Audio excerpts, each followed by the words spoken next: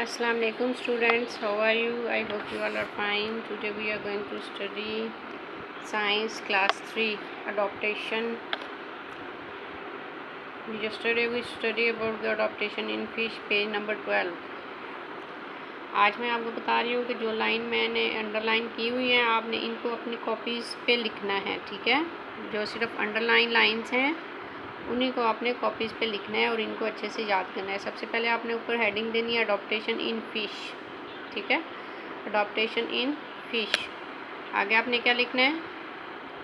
सबसे पहले आप लिखेंगे fish has fins and gills, ठीक है। जो लाइनें अंडरलाइन नहीं है इनको नहीं लिखना आपने, ठीक है। Fish has fins and gills due to which it can breathe in water, ठीक है। And can swim in water, ठीक है। यहाँ पे आपने फ़िश को काट के एंड लिख देना है। दोबारा सुन लें आप लोग। हेडिंग देनी है ऊपर adaptation in fish. Fish has fins and gills due to which it can breathe in water and can swim in water, ठीक है। और यहाँ पे आपने फुल स्टॉप लगा देना और इसी लाइंस को आपने अच्छे से याद करना है, ठीक है। नेक्स्ट देखते हैं अडॉप्टेशन इन पोलर बेयर, ठीक है। कल मैंने आपको ये पूरा टॉपिक समझा दिया था। आज मैं आपको वो लाइनें बता रही हूँ जो आपने अपनी कॉपीज़ पे नोट डाउन करनी है, ठीक है। यहाँ से आपने इसको नोट डाउन करना शुरू करना है। यहाँ हम दे को काट के आप लिखेंगे पोलर बेयर्स, ठीक है। पोलर बेयर कंटेन अ फर, ठीक है। यहाँ पे दे को काटेंगे आप। पोलर बेयर कंटेन अ फर, यहाँ पे कॉमा लगाएंगे। उसके बाद यहाँ से आप शुरू करेंगे on the surface of fur. यहाँ पे ये पहली लाइन आपने लिखी polar bear contain a fur, full stop लगाएं। On the surface of fur guard hairs of various lengths are present. guard hairs various length को भी छोड़ दें, आप इसको काट दें, ये ज़रा मुश्किल हो जाएगा आपके लिए। आपने लिखना है polar bear contain a fur, full stop. On the surface of fur guard hairs are present, ठीक है। बस यहाँ तक कि यही लाइन आपने अच्छे से याद करनी है, ठीक है।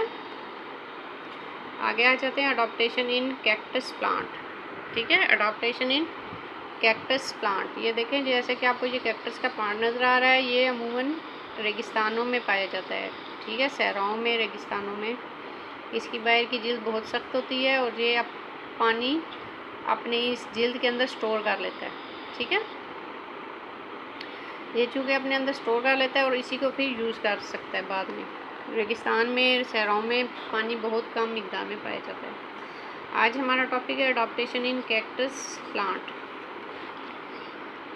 Cacti have many reasons that allow them to live in dry areas, ठीक है।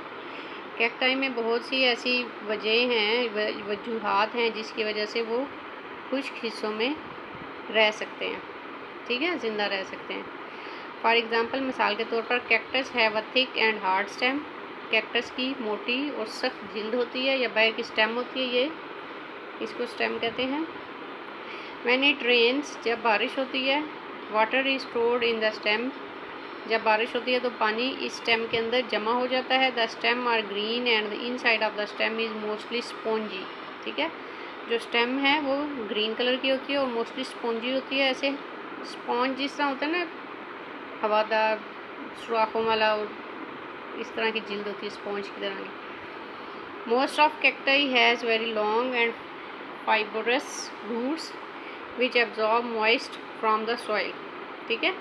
जो कैक्टाई है उसकी लंबी और फाइबरस रूट्स होती हैं, जड़ें होती हैं जो सॉइल मतलब मिट्टी में से नमी को जज़ब करती रहती हैं। It does not have leaves, इसके पत्ते नहीं होते। Instead of leaves most cacti have spines, ठीक है, पत्तों की बजाय इनमें स्पाइंस होते हैं। The spines and scales that slow down water evaporation from cacti, ठीक है, और यही जो स्केल्स और स्पाइंस होते हैं यही पानी का जो एवेपोरेशन का अमल है उसको आहिस्ता कर देते हैं पानी का, ठीक है। अब इस में से जो आपने लाइनें अपनी कॉपीज़ पे नोट डाउन करनी है और याद करनी है वो कौन सी हैं। सबसे ऊपर आपने हेडिंग देनी है अडॉप्टेशन इन कैक्टस प्लांट। सबसे पहले आप लाइन लिखेंगे cactus have a thick and hard stem, cactus have a thick and hard stem, when it rains water is stored in the stem, ठीक है। यहाँ तक ये 3 लाइनें हो जाएंगी।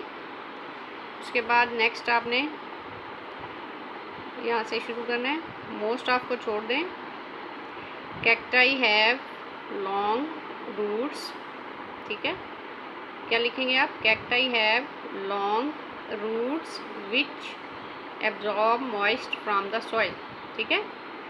आपने नेक्स्ट लाइन क्या लिखनी है, cacti have long roots which absorb moisture from the soil, यहाँ पे फुल स्टॉप लगा देना है। नेक्स्ट जो आपने लाइन लिखनी है वो होगी, दीस को काटेंगे इधर से, आपने लिखना है इट्स, ठीक है, it's spines and scales, it's spines and scales that को इधर से काटेंगे आप, क्या आप फिक्रा बनेगा, it's spines and scales slow down water evaporation, ठीक है, ये फिक्रा बन जाएगा, it's spines and scales slow down water evaporation, यहाँ पे फुल स्टॉप आप लगा देंगे।